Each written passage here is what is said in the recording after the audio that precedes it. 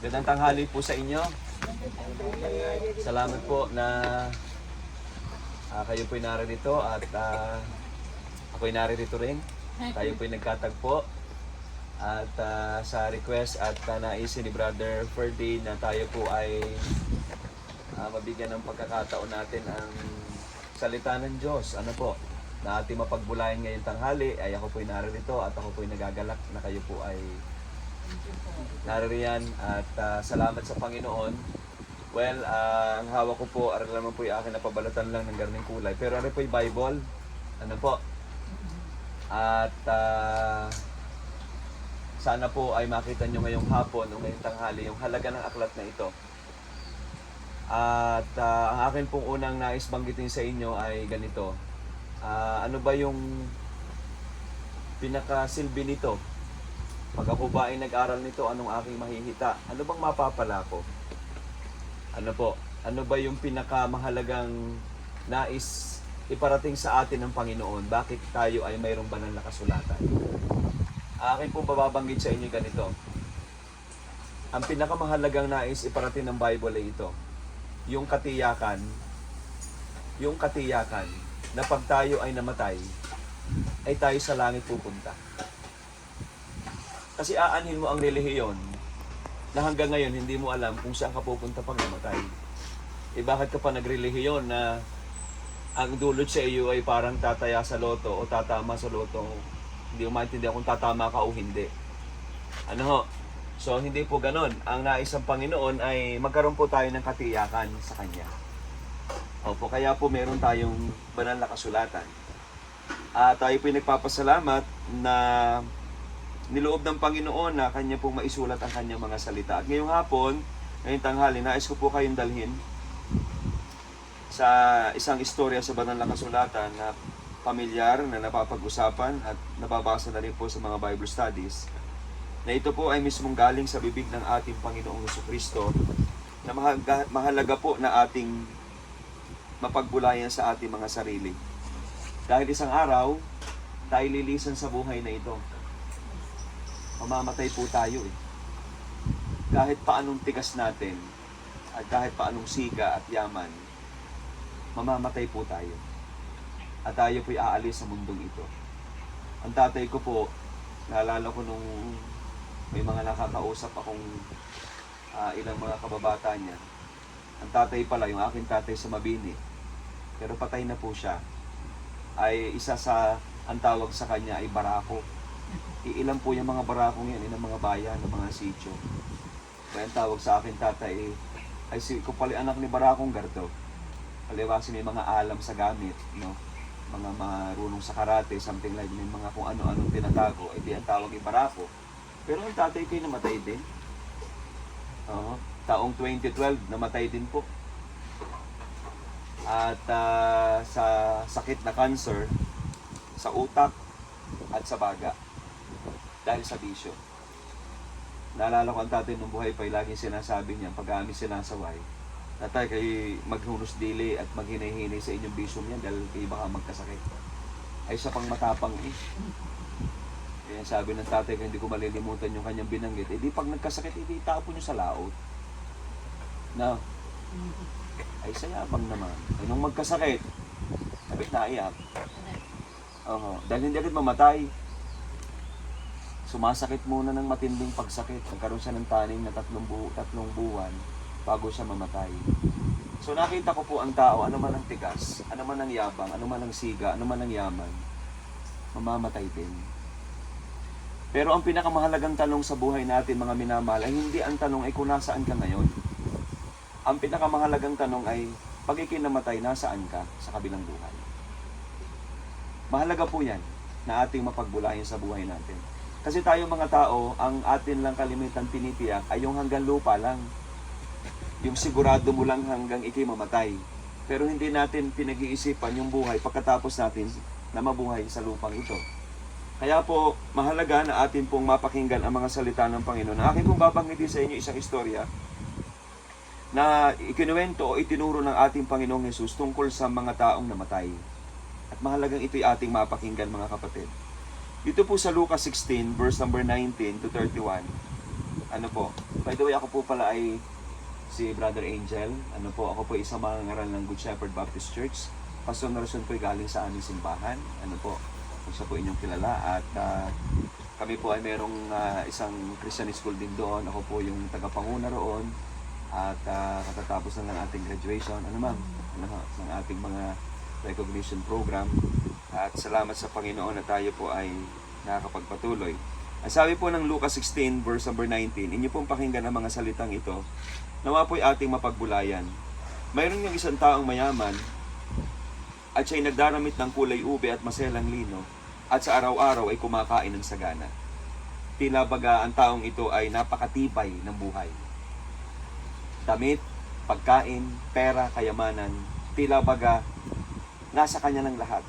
At masasabi nating napakatatag ng buhay niya na tila baga walang makakabangga, walang makakapagpabagsak, at talagang masasabi nating wala nang kailangan siya sa kanyang buhay. Lahat ay nasa sa kanya na. Kasi ang sabi ng talata, mayaman, nagdaramit ng kulay ube, damit niya ay maayos, kumakain ng sagana. Name it, lahat nasa kanya, wala na siyang pangangailangan.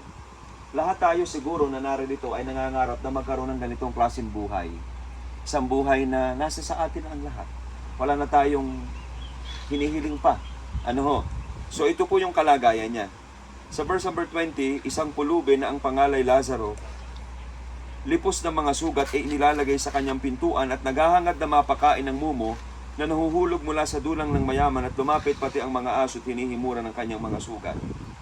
So binanggit naman ng Panginoon ang isang tao ritong napakababa ng kalagayan. Sukdulan ng baba, sukdulan ng taas.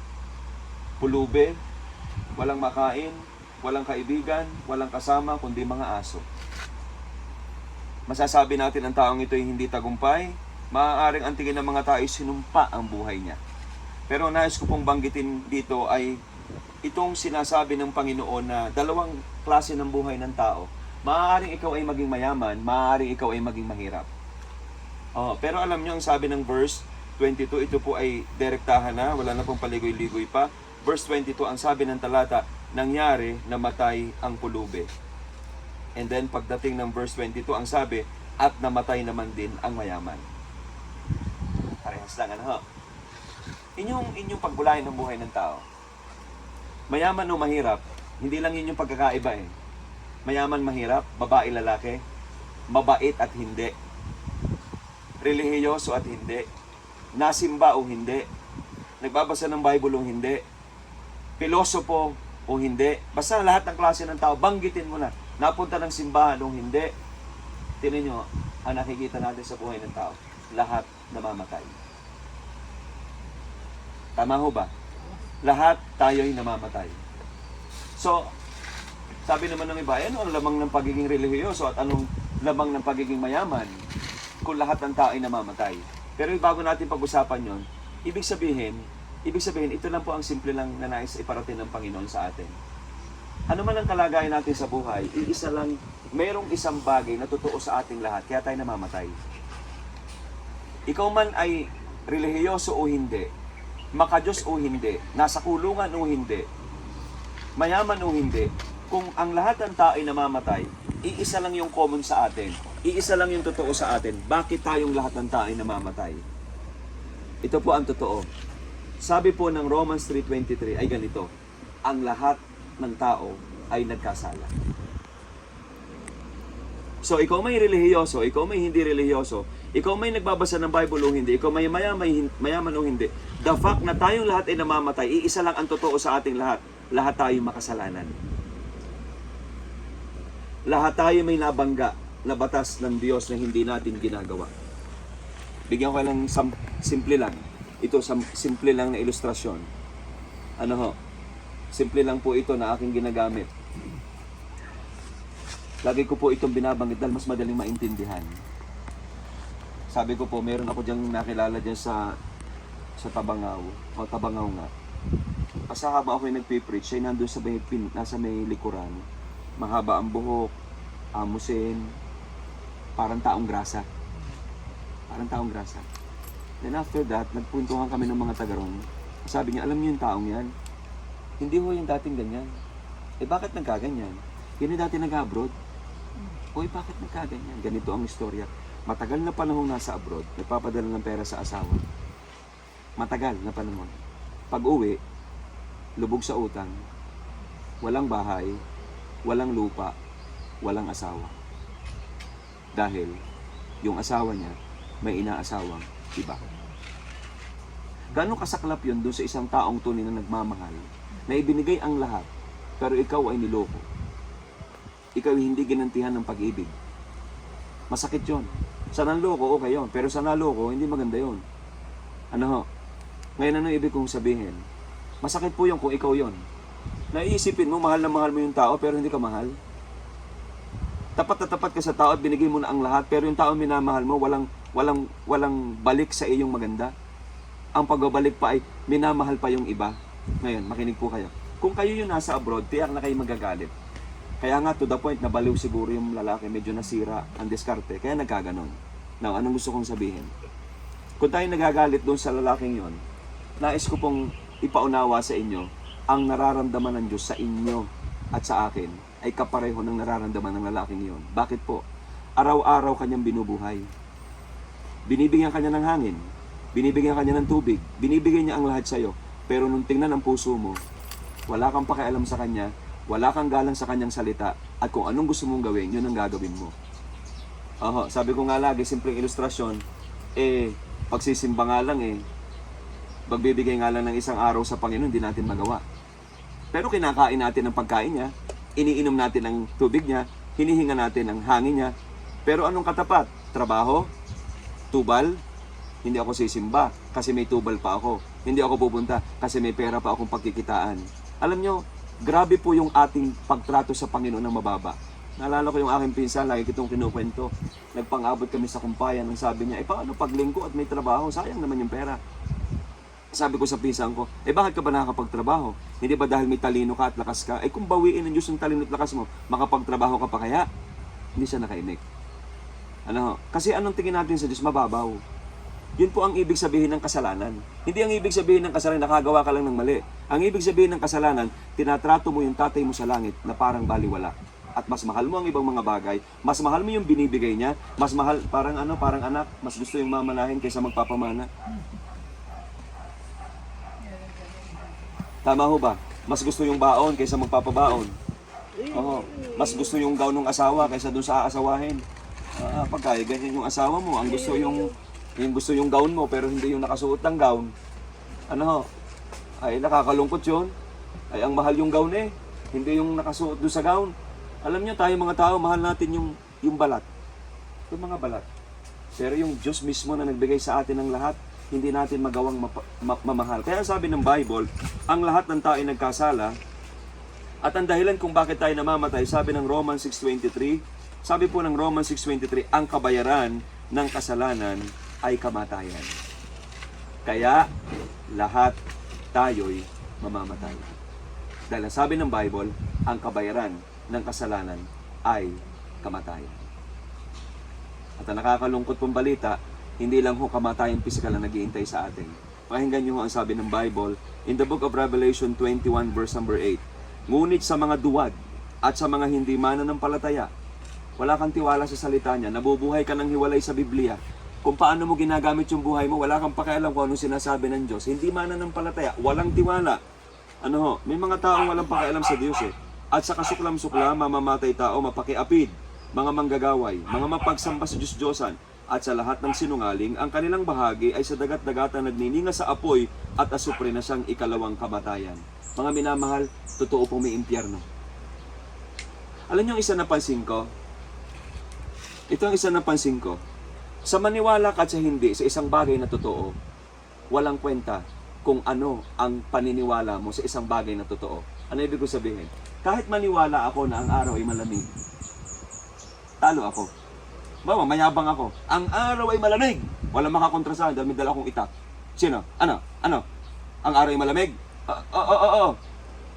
Ibig sabihin ko, kahit paanong tibay ko sa aking paniniwala, hindi ko naman kayang baguhin yung totoo. Mainit yun. Sa maniwala ka at sa hindi na may impyerno, wala namang kwenta yun. Hindi tatayo yung paniniwala mo, ang tatayo'y kung anong totoo. Halimbawa, isa pa, naniniwala ka hindi ka mamamatay. kahit pa maniwala ka, hindi ka mamamatay ka. Nakukuha niyo po ang ibig kong sabihin? Hindi mo kayang baguhin ang totoo ng tigas ng paniniwala mo. Kaya ang mas mahalaga, hindi yung panindigan mo, yung iyong paniniwala. Ang dapat mong tingnan sa buhay mo, yung bang pinaniniwalaan ko ay siyang totoo. Kaya po mga minamahal, ito po ang sinasabi ng Bible, meron pong impyerno. At actually, itong 2 taong namatay na ito, ay nais ko pong inyong makita. Sabi po ng banal na kasulatan, nang mamatay po ang mayaman, inyo pong tingnan, at ito rin po ang mangyayari sa inyo, sa akin, sa lahat po ng namamatay, ito po ang nangyayari. Tingnan niyo po. At nangyari na matay, Lucas 16 verse number 22. At nangyari na matay ang pulubi at siya'y dinala ng mga anghel sa sinapupunan ni Abraham. At the moment na ikay namatay, at kung ikay palangit, ikay kakaunin ng anghel at dadalhin sa langit. Kung ikay palangit, pero pansinin niyo yung isa. At namatay naman ang mayaman at inilibing. Yung mahirap din na inilibing eh. Alam niyo yung mga mahihirap noong unang panahon, di nalilibing, tinatapon na lang sa lambak. Pero yung mayayaman, may libing, nakakarwahe pa siguro. Maganda ang kabaong. Pero tingnan nyo, at sa Hades. Ano yung Hades? Impyerno. Na nasa pagdurusa, ay itiningin niya ang kanyang mga mata, at natanaw niya sa malayo si Abraham, at si Lazaro nasa kanyang sinapupunan. Dinala ng Diyos ang mayaman sa impyerno. Mga kapatid, makinig po kayo. Sa oras ng iyong kamatayan ay hindi pa katapusan. Yan ang simula ng iyong pamumuhay ng walang hanggan. Either ikay sa impyerno o sa langit tutungo. Kaya po mga minamahal, mahalagang ating pag-isipan ng bagay na ito. Mahalagang bigyan natin ng pagpapahalaga ang ating kaluluwa. At salamat sa Panginoon kung bakit niya ito itinuturoy upang tayo maghanda. So totoo palang may langit at impyerno. Yan po ang sinasabi ng Bible. At ano niya sabi ng 24? Siya'y sumigaw at sinabi, Amang Abraham, maawa ka sa akin, suguin mo si Lazaro upang itubog niya sa tubig ang dulo ng kanyang daliri at palamigin ang aking dila sapagkat naghihirap ako sa alab na ito. Ang impyerno, ang pinakamatalinong naisip ng Diyos sa paraan upang iparamdam niya sa iyo ang ipinaramdam mo sa Kanya nung ikay nabubuhay pa. Ulitin ko. Ang impyerno, ang pinakamatalinong paraang naisip ng Diyos upang iparamdam sa iyo ang ipinaramdam mo sa Diyos nung buhay ka pa. Di ba't baliwala lang siya sa buhay mo? Ayan. Mararamdaman mo isang araw ang pagbaliwala ng Diyos sa iyong buhay. Alam niyo ang buhay natin, kahit tayo may pera, inyong isipin.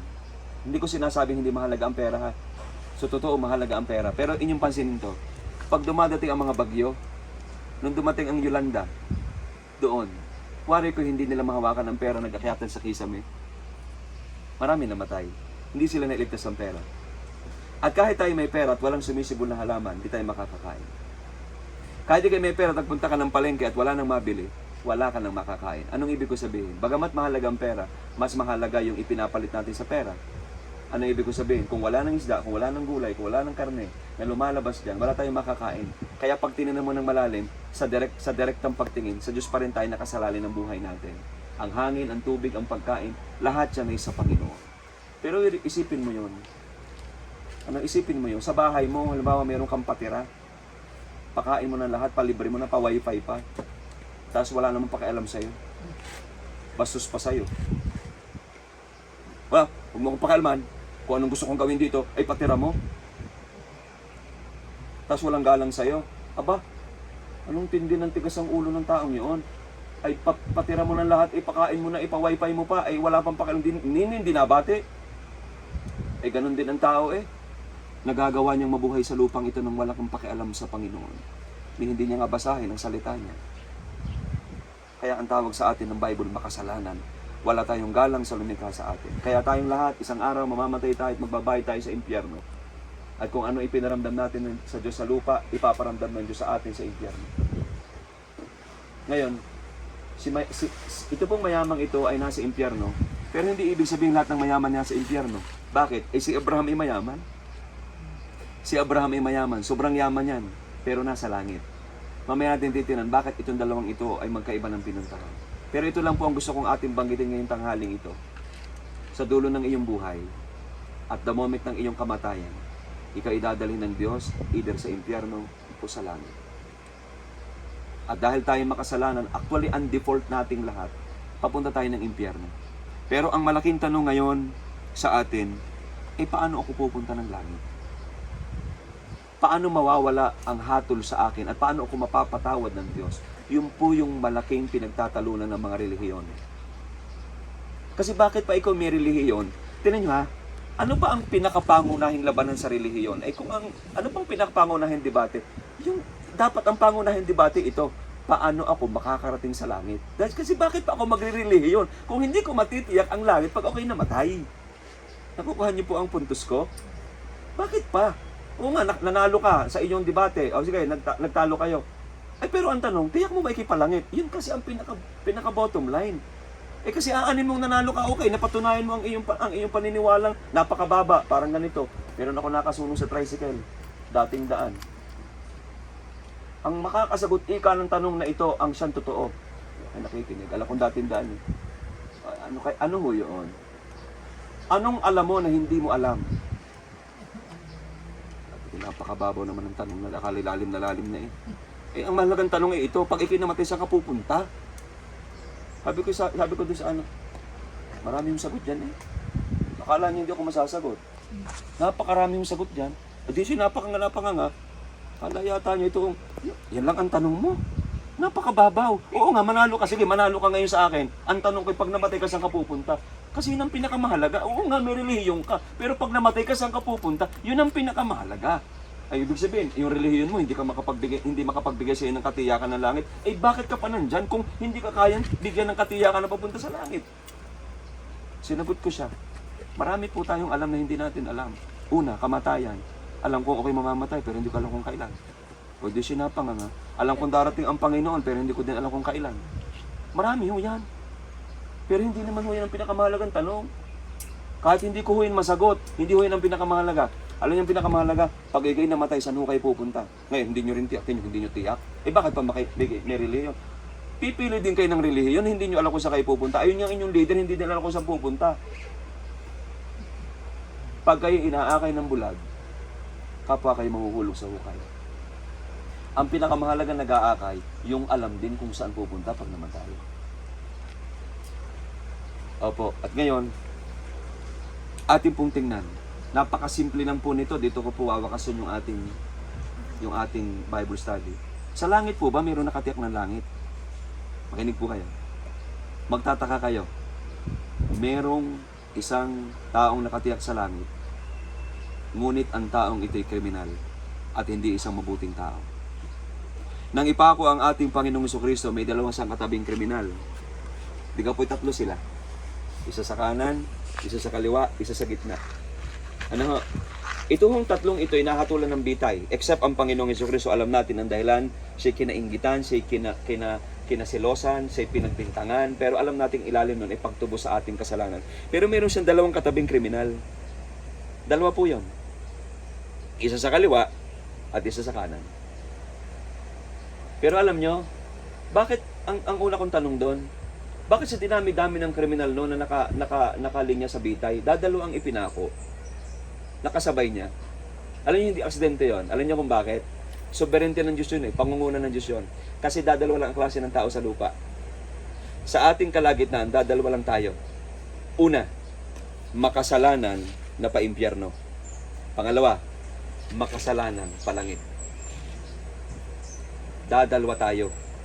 Isang makasalanang pupunta ng impyerno dahil hindi napatawad, at isang makasalanang pupunta ng langit dahil naintindihan niya ang dapat niyang gawin bago siya mamatay. Anong pagkakaiba ng dalawa? Pakinggan niyo po ang kanilang mga imik. Lucas 23, kasi dito naka-record yung kanilang imikan. Lucas 23 verse 39. Ito yung isa, pakinggan niyo. At siya'y inalipusta ng isa sa mga tampalasang nabibiti na sinasabi, hindi baga ikaw ang Kristo, iligtas mo ang iyong sarili at kami. Ito yung mga taong makasalanan na ang hinahabol lang sa Diyos. Sila'y may Diyos lang. Para sa pera, para sa pagkain, para sa kalusugan, para sa pag-iingat, para sa mga material na bagay. Walang pinagkaiba doon sa matandang kausap ko sa Malitam. Sabi ko, Tay, kayo ba may pananampalataya? Oo naman. Paano nyo napatunayan kayo may pananampalataya? Ilan yung anak ko? Lahat nakatapos. Okay. Ako'y matanda na ngayon, 75 na, malakas pa. Okay. May bahay, may lupa, may pera. Okay. So, may pananampalataya kayo, yan ang patunay nyo. Opo. Pag kayo namatay, saan kayo pupunta? Hindi ko. Ayun, ang Diyos nyo pala'y panglupa lang. Ang pananampalataya nyo pala'y panglupa lang. Tatay, may susi kayong hawak ngayon. Ang nakakalungkot sa susi na hawak nyo, panglupa lang. Yung susing hawak nyo ngayon, pananampalataya din ang tawag dyan, pero hindi magbubukas ang langit. Ang susi magkakamukha. Magkakamukha yan. Yung hawak nyo susi, okay, ginagalang ko yan. Pero ang susing hawak nyo ay puro pagtitiwala. Ang Diyos nyo pala'y inaasahan nyo lang sa mga bagay ng lupa. Hindi yan ang susing nagbubukas ang langit. Dahil ang susing nagbubukas ang langit, dapat paghawak mo yan, alam mo ikay sa langit pupunta pag namatay. At ang kriminal na ito, nung siya'y nahihirapan na, pisikal at pisikal pa rin ang iniisip niya. Ito yung mga taong hanggang lupa lang ang tingin. Sila'y may Diyos lang pagka mataas ang lalagyan ng bigas, pagka makapal ang bulsa, buhay ang Diyos sa kanila. Sa pisikal lang, pero tinan niyo yung nasa kanan. Pakinggan niyo po ang boses ng nasa kanan, dahil ito yung palangit. At ito din ang dahilan kung bakit alam kong okay pupunta sa langit pag namatay. Pakinggan niyo po. Ang sabi po ng nasa kanan ay ito. Datapat sumagot ang isa at pagsaway sa kanya'y sinabi, hindi ka pa ba natatakot sa Diyos? Wala kang takot sa Diyos. Sabi ng isang kriminal, tayo sa katotohanan ay ayon sa katwiran sapagkat tinanggap natin na nararapat na kabayaran ng ating mga gawa. Ano napansin niyo sa taong ito? Nagpakababa. Kinilala niya siya nagkasala. Kinilala niyang mali ang naging landas ng buhay niya. At siya'y nagbalik loob sa Panginoon. At hindi lang yon. At sinabi niya, Jesus, alalahanin mo ako pagdating mo sa iyong kaharian. Naunawaan niya na ang tagapagligtas lang ay yung nakapako sa gitna. Na si Jesucristo. Alam niyo ang problema sa ating mga tao, marami tayong pinagtitiwalaan papunta sa langit. Maraming itinuro sa atin ng mga relihiyon kung bakit tayo pupunta sa langit. Nandyan ang binyag, nandyan ang bautismo, nandyan ang pagsapi sa relihiyon, nandyan ang pag-iindulhensya. Alam niyo yung indulhensya? Ewan ko kung kayo aware pa sa indulhensya, pero marami ng tao ngayon na hindi na alam yun. Kaya ka nag-o-offering, kaya ka nagbibigay ng lupa, kaya ka nagbibigay ng pera, kasi binabayaran mo yung kasalanan. At kaya mo ipinapanalangin yung iyong kamag-anak kasi ang tingin mo, mababayaran mo yung kasalanan nila at para mapunta sa langit at mahango sa purgatorio. Mga minamahal, makinig po kayo. Alam niyo po ba ang bayad sa kasalanan ay hindi pera? Alam niyo po ba ang bayad sa kasalanan ay hindi binyag? Alam niyo po ba ang bayad sa kasalanan ay kamatayan? Kaya kung gusto mo magbayad, kahit ikay magpabinyag, kahit ikay sumapi sa reliyon, kahit ikay gumawa ng mabuti, hindi ka makakabayad. Tinan niyo yung mga nasa kulungan, hindi nila pwedeng sabihin na ganito, bawa ako drugs ang kaso, nakulong ako. Hindi ko pwedeng sabihin ganito, ako naman yung nagmamano sa nanay eh. Hindi mo pwedeng takluban ang ginawa mong mabuti, ang ginawa mong masama. Ngayon, ito po ang naunawaan ng taong ito. Wala siyang pag-asa sa ipaimpyerno. At nakita niya, si Jesucristo, ang Diyos na nagkatawang tao, binayaran ang kanyang kasalanan, ito'y namatay sa krus ng Kalbaryo para bayaran ang kasalanan. At pinagtiwalaan niya si Jesus bilang kanyang tagapagligtas. Mga kapatid, makinig po kayo. Lagi ko po itong ginagamit na ilustrasyon. Kung ito ang listahan ng buhay mo, puno ito ng kasalanan. Ang tawag dito sa Diyos, utang na dapat bayaran. At isang araw magbabayad ka ng kamatayang pisikal at kamatayang pangwalang hanggan sa impyerno. Ang pangalan, nabawa, ito ang bank account ng buhay ko. Angel Francisco. Marami akong utang sa Panginoon na babayaran ko. Pag namatay ako, diretso akong impyerno. Ang tanging paraan para ako makabayad, ako'y mamatay, pumunta ng impyerno. Walang ibang paraan para ako'y makabayad. Pero mga kapatid, kapag ako'y sumalig sa ibang paraan, hindi ako maliligtas. Pero salamat, ito po ang nangyari. May isang Diyos na nagaling sa langit na nagkatawang tao. Ang pangalan ni Jesucristo nagpunta ng krus ng Kalbaryo. Alam niyo ang ginawa niya? Yung aking bank account ng buhay, kinuha niya. At ang pangalan niya ng bank account na ito ay Jesucristo. At doon sa krus ng Kalbaryo, mag-isa niya itong binayaran. Siya'y namatay doon sa krus para sa iyong kasalanan. Kaya po siya namatay. Kinuha niya ang lahat ng utang. Ngayon, si Kristo ang nagbayad ng lahat kong kasalanan. Saan nakasalalay ang aking kaligtasan? Sa relihiyon? Sa binyag? Sa bautismo? Sa kumpil? Sa panalangin ng mga kamag-anak? Hindi po. Sa Panginoong Jesucristo. Ito, baliktarin naman natin ito. Si Jesucristo na nabuhay sa lupa. Meron din sa aklat ng buhay na walang kasalanan. Ito naman, baliktarin natin ha. Ito yung aklat ng buhay ni Jesus. Walang kasalanan kahit isa. Kanina, baligtad ano? Puno ng kasalanan, kinuha niya. Ito naman, buhay ni Kristo. Walang kasalanan kahit isa. The moment na ako'y magsisit manampalataya, alam niyo ang mangyayari sa buhay na ito? Na hindi ko naman buhay, ipapangalan niya sa akin. Yung aking bank account, ipinangalan sa kanya. Yung bank account niya, ipinangalan sa akin. Kaya ngayon, alam ko ako'y palangit. Alam niyo kung bakit? Naunawaan ko isang araw sa pangangaral ng Bible na ako'y paimpyerno at walang pag-asa. Ang tanging kabayaran ng aking kasalanan kamatayan na si Jesus ang nagbayad. At ako'y nagsisi at tinanggap ko si Jesus sa aking buhay. Ngayon, ito po yon. Tangan-tangan ko na ang pananampalataya ko kay Jesus. Ano nangyari sa akin nang tanggapin ko si Jesus? Nakabayad ako ng kasalanan ko na ginawa niya na hindi ako ang gumawa. At meron na akong isang mabuting buhay na hindi rin ako ang nagtrabaho. Yun naman kanyang buhay na ibinahid sa na binayaran sa krus. Hindi rin naman niya buhay yun eh. Buhay ko yun. Pero namatay siya para doon. Pero itong buhay na ito na hawak ko ngayon na hindi ko buhay niya ito. Kaya pagdating ko sa langit, tatanggapin ako ng Diyos dahil ang aking pinagtitiwalaan ay si Jesucristo. Kaya alam niyo ang sabi ng Panginoon sa kriminal? Makinig po kayo. Anong sabi ni Jesus doon sa kriminal? Nung araw na yon, ngayon, katotohanan ng sinasabi ko sa iyo, ngayong araw na ito, ngayon ay kakasamahin kita sa paraiso. On the spot, ano niyo nangyari on the spot? Pinatawad lahat ng kanyang kasalanan. At itinuring siyang anak ng Diyos dahil nakita ng Diyos ang kanyang kapakumbabaan. Ikaw, ngayong araw na ito, ay sa langit pupunta. Anong dinaanan? Relihiyon? Hindi. Binyag? Hindi. 10 utos? Hindi. Panalangin ng naiwan? Hindi. Dasal sa patay? Hindi. Indulhensya? Hindi. Si Maria? Hindi rin. Si Pedro? Hindi rin. Panalangin sa santo? Hindi rin. Si Jesus lamang. Kaya po, mga minamahal, ito lagi ko sinasabi. Ako po, alam niyo kung bakit ako napapunta sa baptist? Isa lang ang aking nakita, natiyak ko na ako'y pupunta sa langit. Itinuro ng baptist sa akin na hindi ko kailangan maging baptist para ako'y maligtas. Alam niyo kung bakit ko tiyak na ako'y palangit? Makinig po kayo. Alam kong pag ako'y namatay, ako'y palangit. Hindi dahil ako'y baptist. Yes, ako'y nasa baptist. Pero itinuro ng baptist sa akin ang paraan at tamang paraan para ako'y maligtas. Kaya ako'y nandun. Pero hindi yung baptist ang nagligtas sa akin. Hindi dahil ako'y baptist, hindi dahil ako'y mabuting tao, hindi dahil ako'y relihiyoso. Alam niyo kung bakit ako'y palangit? Hindi rin dahil ako'y mas mabuting tao kung kahit kanino. Bakit ko natiyak na ako'y palangit? Ako'y makasalanan. Ako'y masamang tao. Yun po ang naintindihan ko sa Bible. Akala ko nga nun ako'y mabait. Akala ko ako'y mabuting tao. Baligtad pala nung tumingin ako sa salamin, puno ako ng uling. Ako'y pa-impyerno, wala akong pag-asa. Pero alam niyo kung bakit ko natiyak na ako'y palangit isang araw ng buhay ko. Ako'y nagpakumbaba kay Jesus. Kinilala kong ako'y makasalanan, wala akong magagawa.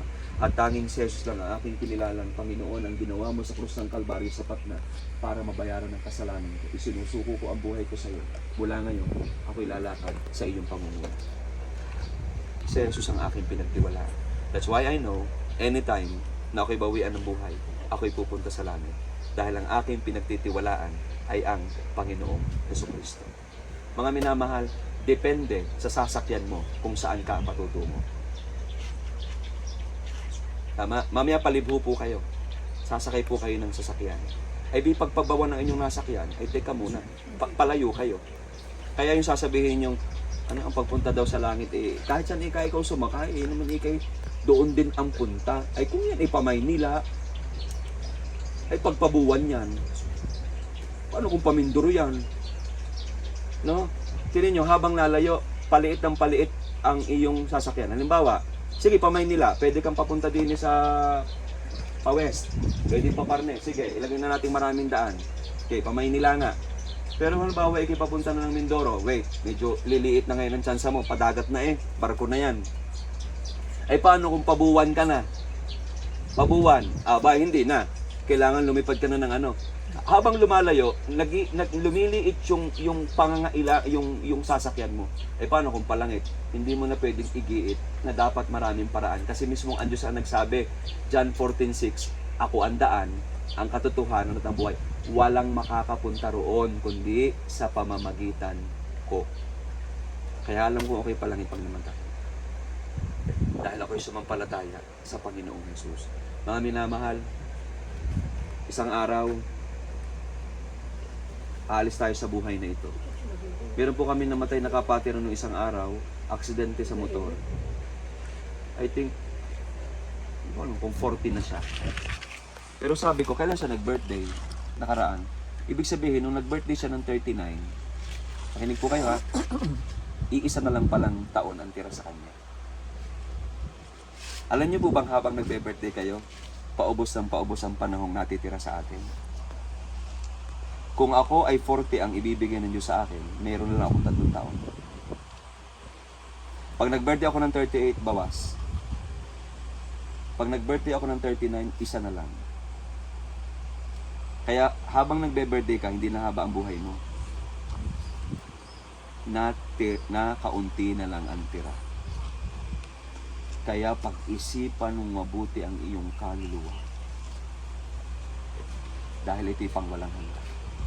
Mas mabuti kung tayo lumapit sa Panginoon kaysa sumayo. Mas mabuti maging makadiyos kaysa makidemonyo.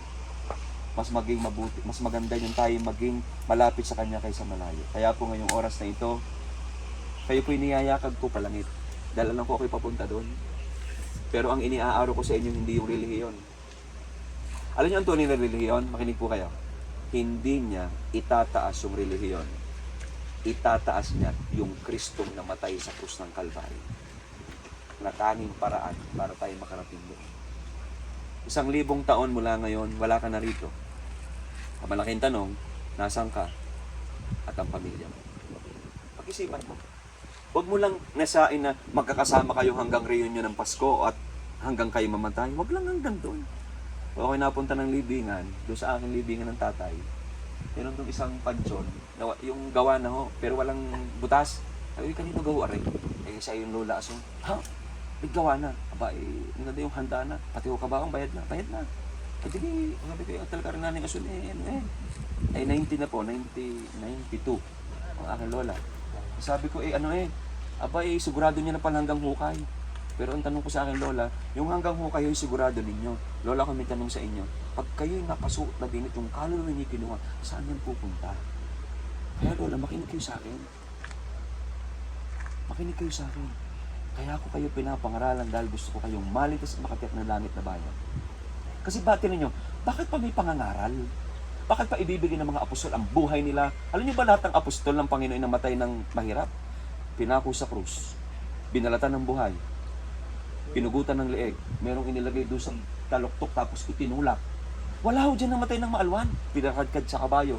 Bakit nila ibibigay ang buhay nila ng gano'n sa pangangaral kung walang pag-asa ng langit? Isipan niyo yung mabuti.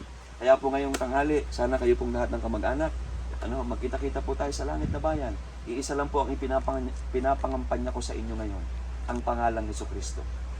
Sabi ng John 3:16 sa aking pagwawakas, John 3:16, sapagkat gayon na lamang ang pag-ibig ng Diyos sa sanlibutan, binigay niya ang kanyang bugtong na anak, upang ang sino mang sa kanya sumampalataya ay huwag mapahamak, kundi magkaroon ng buhay na walang hanggan.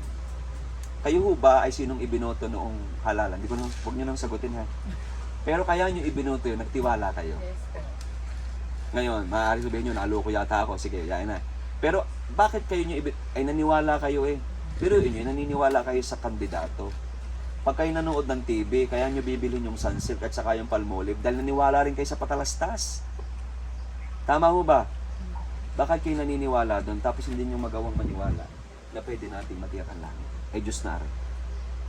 Kung paano tayo nagtitiwala sa tao, magtiwala tayo sa kanyang salita. Opo, tayo po'y manalangin, tayo po'y tumungo, pumikit.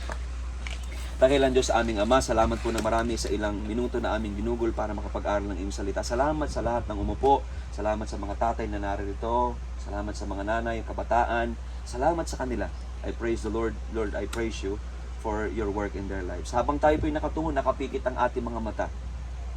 Maraming bagay na sigurong sigurado sa iyong buhay, pero ngayong hapon na ito, ang nais ng Diyos na masiguro mo sa iyong buhay ay ang katiyakan ng buhay na walang hanggan. Baka ikaw ngayong oras ito'y nagnanais ng makipagtagpo sa Panginoon. Baka ngayong oras na ito ay nangungusap ang Panginoon sa iyo at malaki na yung interest mo sa Kanya, na hindi lang ang nais mo'y matiyak mo ang lupa, ang mga bagay ng lupa, kundi ang nais mo ngayon ay matiyak mo ang langit na bayan. Ngayong oras na ito nangungusap ang Panginoon sa iyo, na nararamdaman mo ang pag-amin mo sa iyong pagiging makasalanan, nais mong magsisi, nais mong humingi ng tawad, at nais mong kilalanin ang Panginoong Hesus sa iyong puso bilang iyong Panginoon tagapagligtas. Nais mong ibigay ang buong tiwala na ang sabi ng Bible pala, pwede talaga akong maligtas, pwede akong makatik ng langit kung ako'y mananampalataya sa Panginoong Hesukristo. At ngayong oras na ito, gusto mo ang Panginoong Hesus sa iyong buhay, gusto mo siyang pagtiwalaan at sabihin, Panginoon, ako din po, kagaya ng kriminal na yon, inaamin kong ako'y makasalanan, Panginoon, ako po'y iyong patawarin, ako po'y nagbabalik loob sa iyo, at ngayong oras na ito, tinatanggap ko po ang Panginoong Hesus sa aking buhay bilang aking Panginoon na tagapagligtas. Yan bang iyong dalangin? Habang tayo nakatungo, nakapikit ang ating mga mata para wala po magkahiyaan, ito po'y kaunti lamang. Ipikit niyo po sandali ang inyong mga mata, huwag po kayong mumulat. Para po walang sisirip sa katabi, walang mumulat, para walang magkahiyaan. Ikaw lang po ang magdesisyon. Ikaw lang po ang magdesisyon. Ngayong oras na ito, nais mong maligtas, yun ang panalangin ng inyong puso. Pwede ko pong makita ang iyong kanang kamay. Itaas mo po ang inyong kanang kamay, ipapanalangin ko po kayo. Sige po. Salamat po sa mga kamay na nagtaas. Babaan nyo na po. Purihin ng Panginoon sa inyong kababaan, sa inyong pagpapakumbaba. Sa lahat po na nagtaas ng kamay, lumapit po kayo sa Panginoon ngayong oras na ito. Narinig niya po kayo. Kung ang interes ng iyong puso ay makatiyak na langit na bayan, sabihin mo sa Panginoon ang mga panalangin tulad nito, gawin mong iyo sa iyong puso. Sabihin mo sa Panginoon, Panginoon, inaamin ko po na ako'y makasalanan. Patawarin niyo po ako sa aking mga kasalanan. Ako po'y nagsisisi, ako po'y nagbabalik loob. At ngayong oras na ito, mula ngayon, ikaw ang aking paniniwalaan. Ang iyong salita ang aking lalakaran. At Panginoon, ako po'y naniniwala sa Panginoong Hesus. Tinatanggap ko po ang Panginoong Hesukristo sa aking buhay bilang aking Panginoon at tagapagligtas. Mula ngayon, siya lang ang pinagtitiwalaan kong namatay, inilibing at nabuhay na maguli para bayaran ang kasalanan ko. Naniniwala po ako na siya ay sapat para bayaran ang aking kasalanan. Mula ngayon hanggang sa walang hanggan, si Hesukristo ang aking pinagtitiwalaan bilang aking tagapagligtas. At kung yan ang iyong panalangin, ang sabi ng Panginoon, sa lahat ng sumampalataya ay mayroong buhay na walang hanggan. Panginoon, salamat po ng marami sa Bible study na amin nagawa. Salamat po na may mga nagtaas ang kamay, indikasyon ng kanilang interes at kababaan ng loob. I pray, Lord, na sana po totoo ang kanilang mga puso. Panginoon, kayo na po ang bahalang magpala. Sana po ay maulit ito, magkaroon kami ng pagkakataon na makapag-usap uli, makapag-Bible study uli, mapalalim namin ang aming relasyon sa inyo. Pagpalain niyo po ang buhay ng bawat isa, ito po'y aming dalangin sa makapangyarihang pangalan ng Panginoong Hesus. Amen at amen. Salamat po ng marami sa inyong lahat. Tayo po ay, hinga ko lang po kayo ng picture ng kaunti. Tayo po ay mag-selfie. Ayan. Abot po ba tayo? Ayan. Okay, smile po tayo. Okay, salamat po. God bless you po. Kuya, kaya mo na kayo. Next time. Opo. Ma'am. Salamat po. Tay.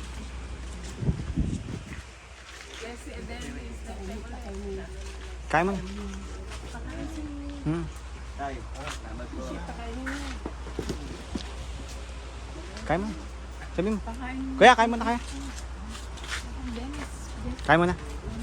Gerald. Kuya, tubig mo yan ha. Tubig mo. Alis niyo. Mga alauna pa. Alauna, alas 2.